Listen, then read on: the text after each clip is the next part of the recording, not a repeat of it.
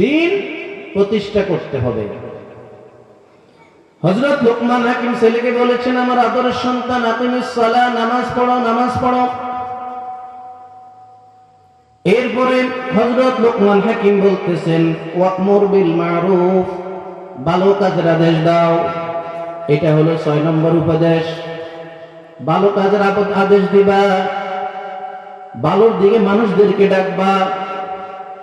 ওয়ানহা আনিল মুনকার, 7 নম্বর উপদেশ হলো খারাপ কাজ থেকে মানুষদেরকে নিষেধ করবা, অন্যায় থেকে মানুষদেরকে ফিরাই আনবা।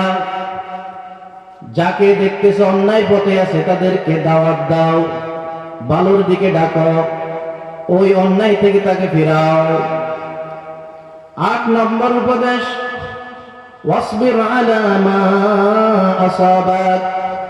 ও আমার কলিজার টুকরা সন্তান, মনে রাখিও, যখনই তুমি ভালোর আদেশ দিতে যাইবা, অন্যায় থেকে বিরত রাখতে যাইবা, তখনই তোমার উপরে অনেক রকমের সমস্যা আসবে। কেউ গালি দিবে, কেউ পাথর মারবে, কেউ সমালোচনা করবে। আল্লাহ রাব্বুল আলামিন বলে দিয়েছেন, ওয়াসবির আলা মা আসাবাক। আল্লাহ রাব্বুল আলামিনের এই হুকুমকে হযরত লোকমান হাকিম নিজের সন্তানকে উপদেশ দিতে গিয়ে বলে দিয়েছেন, বিপদে আপদে মুসিবতে ধৈর্য ধারণ করবা, নামাজ পড়বা, নামাজের দাওয়াত দিবা, ভালো কাজের দাওয়াত দিবা, খারাপ থেকে মানুষদেরকে বিরত রাখবা। আর সবাই তোমাকে আদর করবে না। রাসূল করিম সাল্লাল্লাহু আলাইহি ওয়াসাল্লাম যখন কালিমার দাওয়াত দেয় নাই, আল আমিন ছিলেন। সবাই প্রশংসার প্রশংসা, প্রশংসার প্রশংসা। যখনই দাওয়াতে নামছেন, ভালোর দিকে ডাক দিলেন, তখনই প্রথমেই নিজের ঘরের লোক বিরোধিতা করেছেন। আপনার আমার বিরোধিতা বাহিরের লোকে করবে না, ঘরের লোকেই করবে। যতই মুসিবত আসুক ধৈর্য ধরতে হবে। 9 নম্বর উপদেশ, ওয়ালা তুসাইর খাদ্দাকা লিন্নাস। ও আমার আদরের সন্তান, অহংকার বশত তুমি মানুষকে অবজ্ঞা করো না। অহংকারী হয়ে মানুষদেরকে হ্যাঁ প্রতিপন্ন মনে করিও না, অবজ্ঞা করিও না। এই অহংকার অন্তর থেকে বাইর করে দাও, খবরদার। 10 নম্বরে, ওয়ালা তামশি ফিল আরদি মারহা, ইন্নাল্লাহা লা ইউহিব্বু কুল্লা মুখতালিন ফাখুর।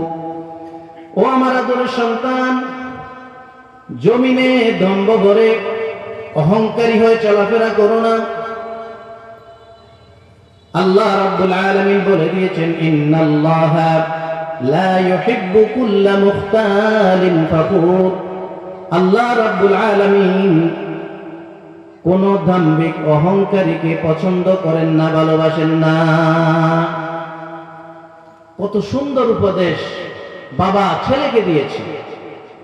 আমরা বাবা হয়েছি, অনেকের 60-এর ঊর্ধ্বে হয়ে গেছে, এখনো নামাজের কথা বলি নাই সন্তানকে, এখনো দিন কায়েমের কথা বলি নাই সন্তানকে, এখনো অন্যায় কাজ থেকে ফিরে আসার কথা বলি নাই সন্তানকে, কিন্তু আমি মুসলমান।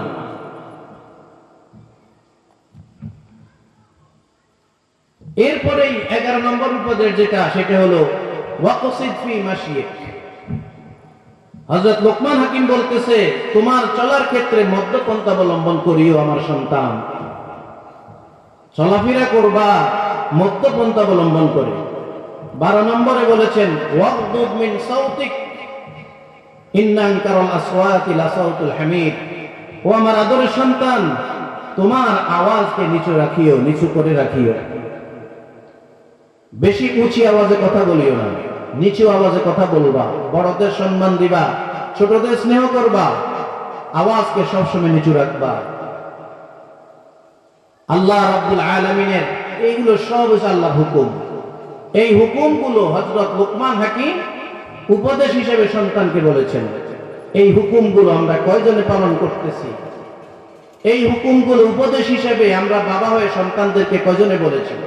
আল্লাহ রাব্বুল আলামিন আমাদেরকে পরিপূর্ণ মুসলিম হওয়ার তৌফিক দান করুক, পরিপূর্ণ মুসলিম হয়ে মরার তৌফিক দান করুক, পরিপূর্ণভাবে ইসলামে প্রবেশ করার তৌফিক দান করুক।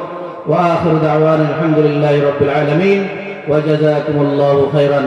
আসসালামু আলাইকুম ওয়া রাহমাতুল্লাহি ওয়া বারাকাতুহু।